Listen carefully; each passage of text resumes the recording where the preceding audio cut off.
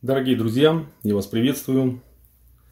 Сегодняшнее видео хочу показать самую правильную в моем понятии сборку данного устройства.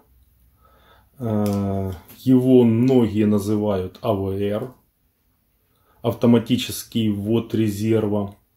Я бы его больше назвал бы как автоматический переключатель резервного питания. Теперь более подробней о этой схеме. Почему я акцентирую внимание на том, что это самое, в моем понятии, правильное подключение?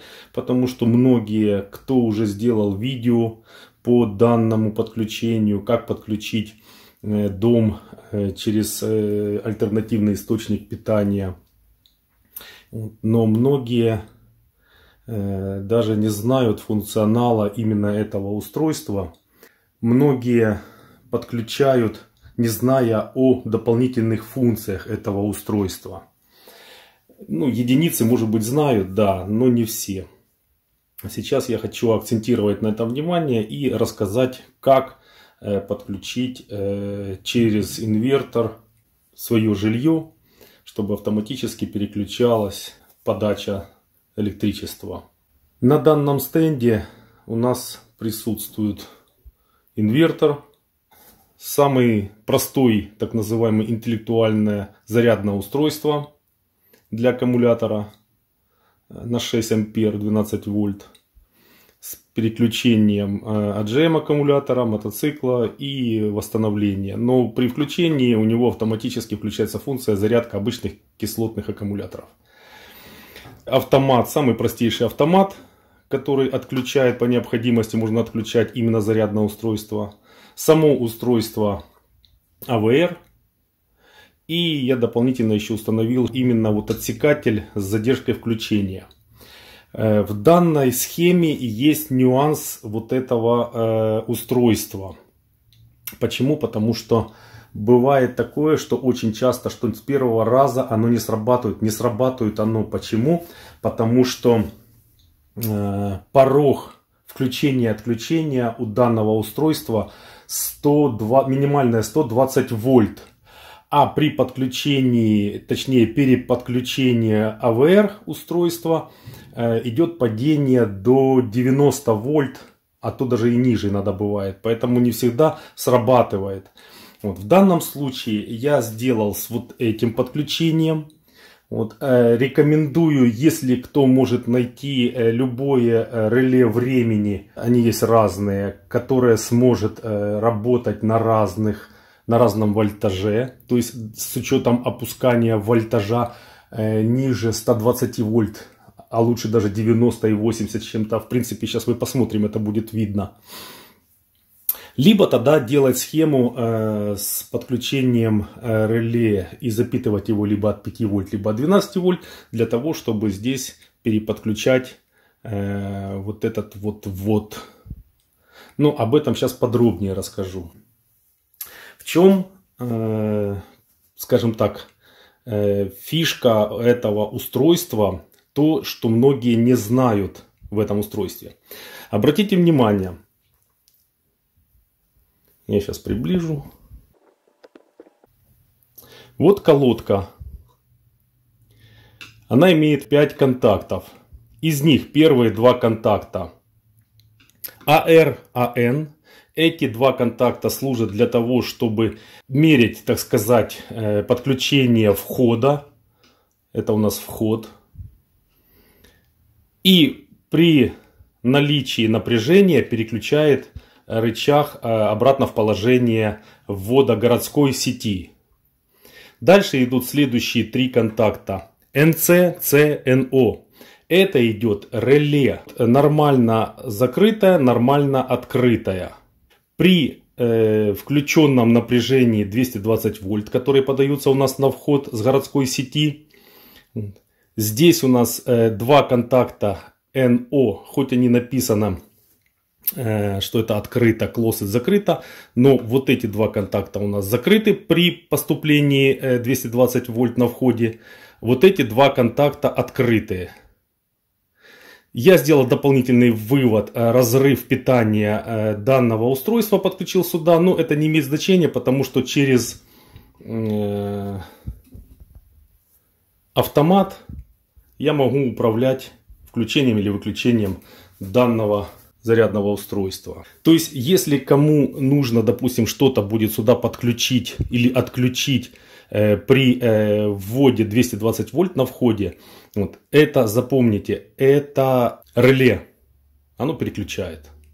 То есть, если здесь сейчас убрать подачу 220 вольт, реле вот это вот отключит, и оно будет при отсутствии напряжения соответствовать отключено либо подключено. Точно так же выполняет функции и нижняя часть. Две первых BN, BR это управление автоматом самого реле. И 3 контакта реле при подключении, при отключении входа питания 220 вольт. Здесь переключается само реле. То есть многие ставят на инверторе, подключают кнопки дополнительный вывод, вот как вы здесь видите, и ставят еще дополнительное реле. Этого не надо делать, вот уже здесь есть реле в этом устройстве. То есть если сейчас мы отключим вход городской сети, здесь отключится реле, здесь включится реле и запустит наш инвертор. Соответственно, зарядное устройство для аккумулятора отключится, но оно будет показывать именно напряжение обратное, то, что есть на аккумуляторе. Ну, оно немного потребляет, это не имеет значения. То есть, ну, давайте для начала попробуем что-то будем делать и впоследствии разбираться, что, чего. Сейчас вы видите лампочка, вот я спрятал, чтобы не светила в экран. То есть, есть у нас нагрузка, которая постоянно вот светится. При отключении городской сети, имитируем отключение городской сети,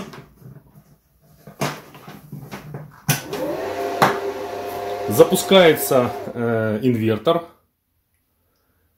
идет отсчет, но оно не всегда бывает сразу переключает.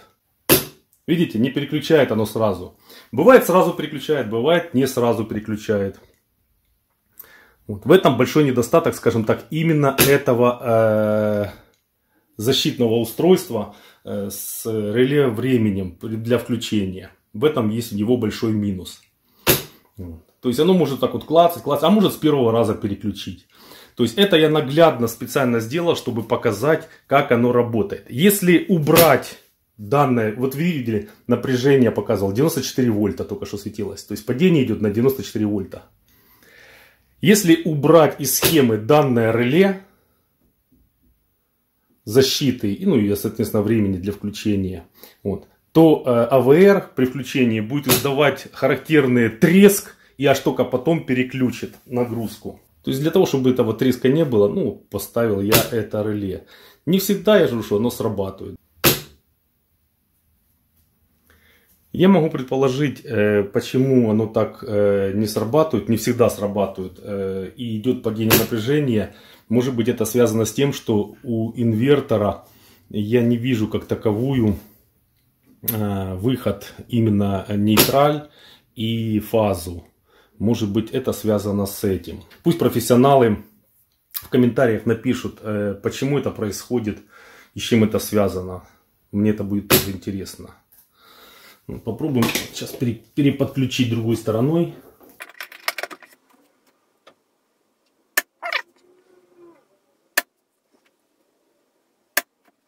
Так что, дорогие друзья, если кто-то хочет ставить вот такой вот переключатель, реле, это не вариант, потому что оно бывает срабатывает, бывает не срабатывает. Ну, сейчас я отключу это реле и вывод один переключу сюда. И посмотрите, как будет запускать без вот этого реле. Вот. Лучше сюда ставить реле времени какое-то, пусть даже минута, 2 минуты программирования. Ничего страшного. То есть даже если что-то будет запускаться с задержкой времени, ничего страшного. Это неплохо. Можно даже поставить там, допустим, 10 минут задержки, там, смотря что у вас подключено. Вот обратно подключение, в принципе, да, оно быстро происходит. Вот. Единственное, в чем недостаток, если без реле запускать напрямую, сейчас увидите, с каким звуком это будет происходить запуск. Сейчас я это все отключу, и вы это все увидите. Так, переподключил я просто убрал разрыв фазы отсюда и просто соединил вместе с подачей. То есть нейтраль, фаза. Просто они подключены через это реле параллельно и выходят на AVR. То есть вот сейчас мы отключим с вами, сделаем имитацию отключения городской сети, и вы услышите, как будет переключаться данное реле.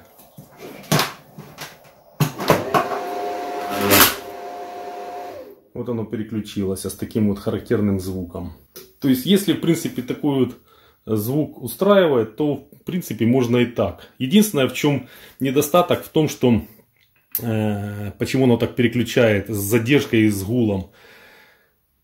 Инвертор не успевает полноценно запуститься, и ему буквально хотя бы там 3-4 секунды надо для того, чтобы запустить и выдать нормальное напряжение, чтобы переключить AVR.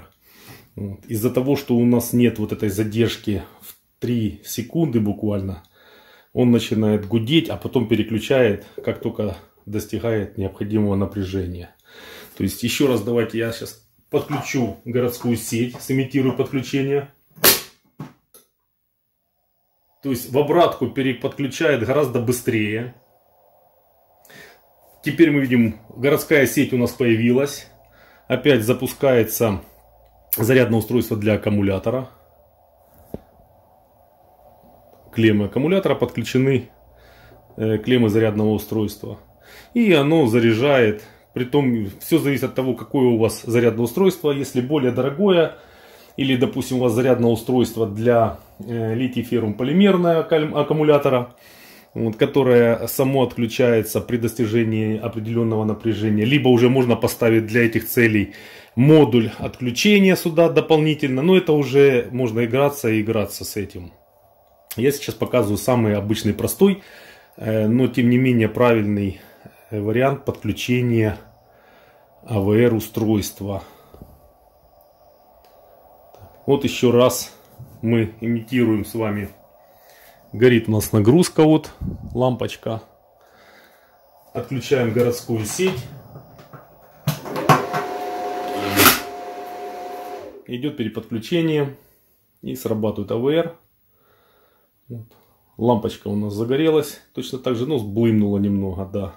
Вот чем я же говорю, чем хорошо все-таки реле задержки. Нету перепада по напряжению. Лучше пусть будет включение с задержкой. Там какой-то там даже 3 минуты, там 4 минуты. Ну, я же говорю, смотря что у вас подключено. Если у вас что-то подключено, насос какой-то, то лучше, конечно, или компрессор, вот, то лучше, конечно, чтобы была задержка какая-то небольшая. Хотя бы минут 5-6. Вот. Если это у вас просто подключение какое-то, питание, то в принципе, я думаю, это не будет так страшно.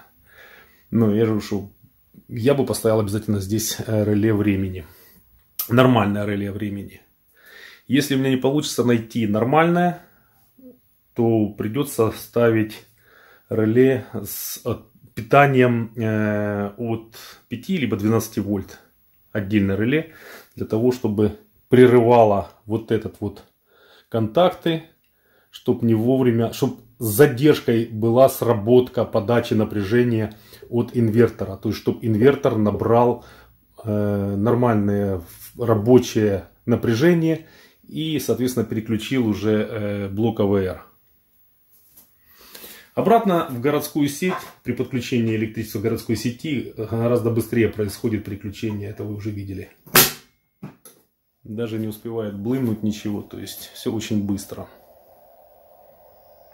И при включении опять-таки включается зарядное устройство и заряжает вам аккумулятор. Если свет отключается не так часто и у вас, скажем так, нет необходимости, чтобы был включен зарядное устройство, я вот поставил специально в разрыв сюда то, что выводил автомат, то есть можно отключить и зарядное устройство будет отключено. Хотя, если хорошее зарядное устройство, оно включает режим хранения. И напряжением в 13,7-13,8 вольт, в принципе, оно просто поддерживает состояние аккумулятора.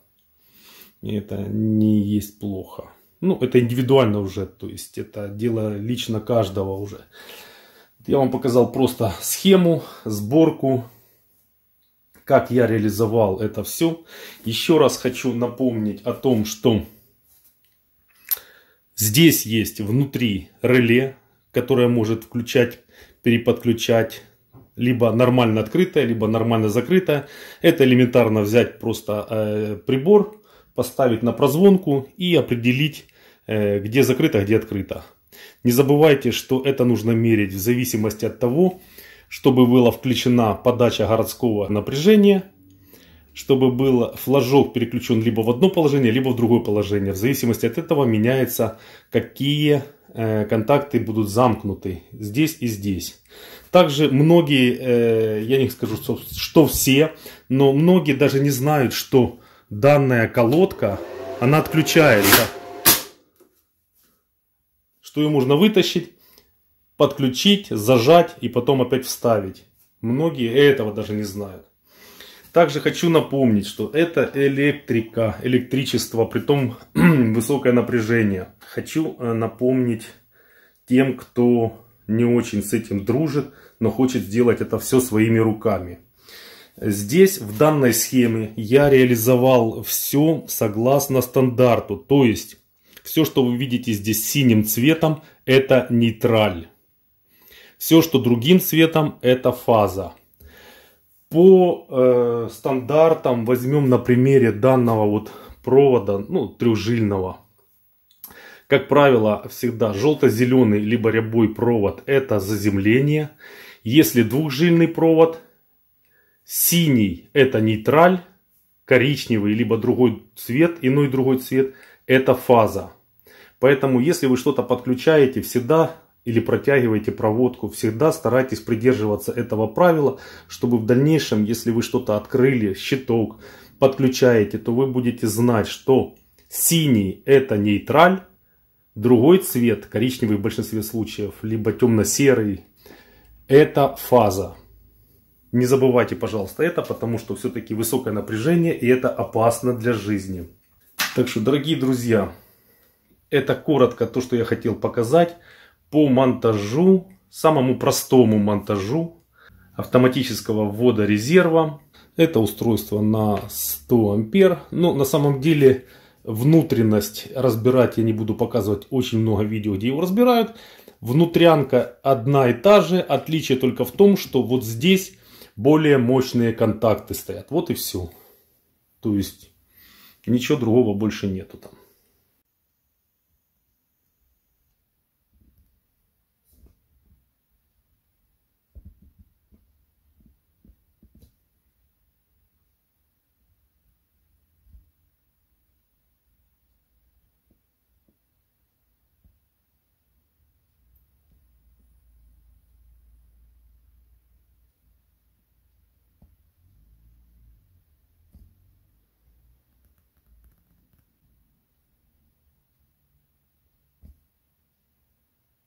Еще раз сделаю разок.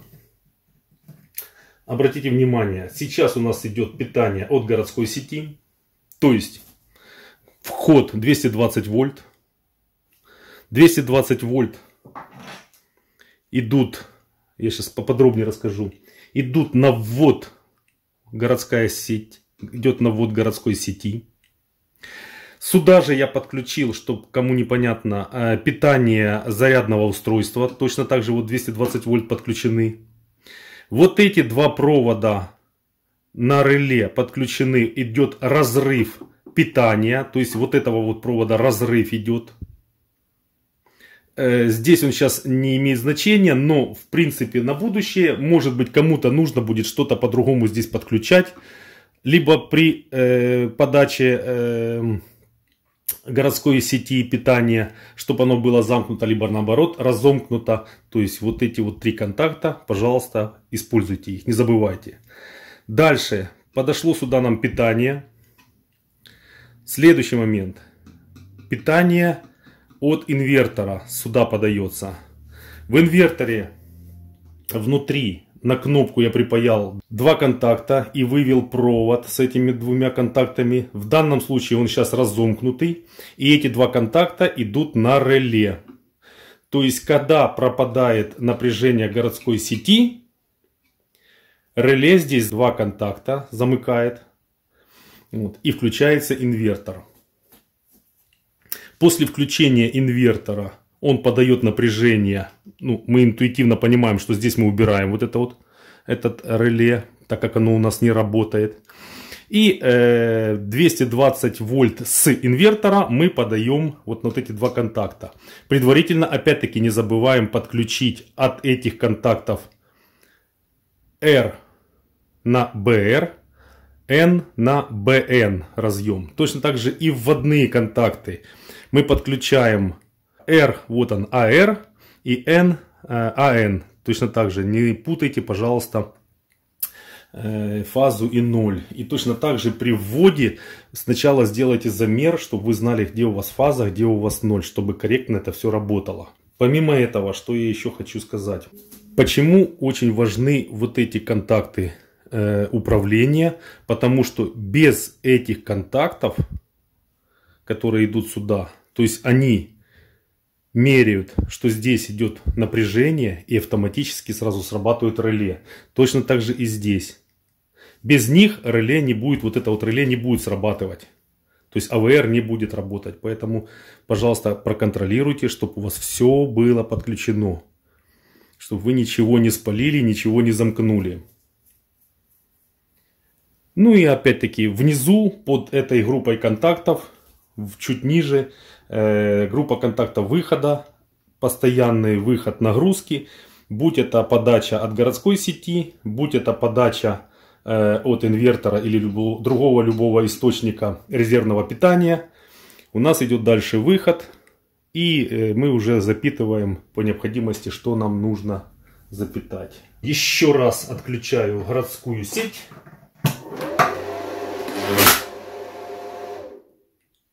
То есть, по идее, по-правильному, вот когда перестает тестовый звук кулера работать, вот тогда запускается полноценно инвертор. А он у нас начал срабатывать и гудеть еще до того, как он еще гудел. Вот почему происходит вот этот вот треск и гул при срабатывании АВР модуля этого блока. Так что, дорогие друзья, я на этом буду заканчивать. Если что-то немножко не так, или термин, или что-то по-другому я сделал, уважаемые профессионалы, пишите в комментариях. Я буду обязательно это учитывать, потому что многого чего я сам тоже не знаю. Так что на этом все, дорогие друзья.